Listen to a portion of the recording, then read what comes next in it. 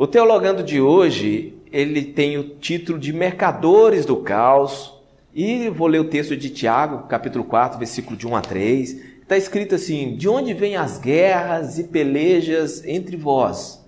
Porventura não vem disto a saber dos vossos deleites, que nos vossos membros guerreiam? Cobiçais e nada tendes, matais e sois invejosos e nada podeis alcançar, combateis e guerreais e nada tendes, porque não pedis. Pedis e não recebeis, porque pedis mal, para o gastardes em vossos deleites. Eu já ministrei nesse texto de Tiago em outras ocasiões, mas hoje eu quero fazer um alerta e levantar uma questão curiosa. Eu descobri que mesmo em meio à confusão, à guerra, à rebelião, existem pessoas motivadas a criarem o caos, porque de alguma forma elas obtêm alguma vantagem nisso. Eu vou usar como exemplo a guerra do Iraque. Essa guerra custou ao governo americano algo em torno de 4 trilhões de dólares. Isso entre 2003 a 2008. Destruiu a vida e esperança de milhões de iraquianos, matou quase 5 mil soldados americanos e deixou mais de 200 mil com transtornos pós-traumáticos. 26% desses soldados cometeram suicídio e como resultado dessa guerra trágica. Mas teve um grupo de pessoas que lucrou bastante com tudo isso. O comércio do petróleo foi alterado como resultado da guerra. Em 2003, o preço do barril custava 25 dólares. E em 2008, como resultado da guerra no Iraque, ele estava a 140 dólares. A indústria do petróleo ganhou muito com isso.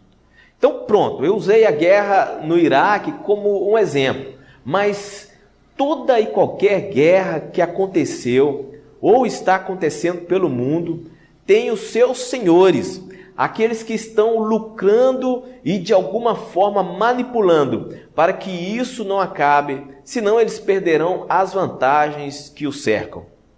Voltando para o texto de Tiago, quando ele faz a pergunta de onde vêm as guerras e pelejas entre vós, ele está escrevendo essa carta aos judeus, uma carta de mais ou menos 2000 anos atrás, mas bem atual no contexto religioso de hoje. Quando ouvimos relatos de grandes igrejas locais que sofreram a abrupta divisão como consequências de guerras internas, chegamos a deduzir que a motivação era a fome de poder. Por mais que use uma maquiagem espiritual, esse conflito interno foi causado por uma guerra de poder. Alguém queria ter poder e procurou de todas as formas derrubar a liderança local. Na maior parte das vezes, é isso que acontece. Mas a mesma divisão, ou o mesmo tipo de guerra, acontece também em igrejas locais onde só existem, vamos usar como exemplo, 20 membros. Por quê? Briga de poder também? Em um local onde comparecem poucas pessoas? É aí que entra o exemplo que eu citei no início da mensagem. Sempre tem alguém ganhando com o caos. Em uma igreja local de médio ou grande porte, as guerras, rebeliões que são causadas por lá têm o único objetivo de desestruturar a liderança para ocupar o poder. E em uma igreja de pequeno porte, as guerras geralmente são consequências de alguém que, de alguma forma, tinha alguma vantagem sobre aquela comunidade. E para ela não é interessante que aquela igreja prospere, que aquela igreja cresça e se organize, pois ela não terá mais as vantagens que tinha antes. Daí, a solução é partir para promover o caos. Agir como uma Jezabel, promovendo mentiras, insegurança, fofocas no meio da comunidade para destruir e voltar como era antes. A primeira guerra que temos notícia aconteceu quando o querubim ungido decidiu no seu coração subir até os céus e erguer seu trono acima das estrelas de Deus. Isaías 14 e versículo 13 relata isso. Nisso foram expulsos o anjo de luz e os outros anjos que se juntaram a ele nesta causa perdida. Você pode notar que o orgulho tomou posse do coração e ele desejou o poder. E desde a caminhada do povo de Israel no deserto, após sair do Egito, rumo a Canaã, Moisés, como líder, de tempos em tempos enfrentava alguma guerra interna provocada por alguém que queria de alguma forma ganhar o poder ou algum benefício. O caso mais consistente que posso citar é o de Balaão, que como profeta recebia revelações de Deus, foi proibido pelo mesmo de proferir maldições contra o povo de Israel. Mas como a ganância fala mais alto, e ele queria de alguma forma ganhar a prata e o ouro do rei Balaque, ele ensina a esse mesmo rei como deveria proceder para que Deus castigasse os israelitas, fazendo com que as mulheres do seu povo se prostituíssem com eles. Note que nesse caso houve uma manipulação com o intuito de destruir o povo de Israel.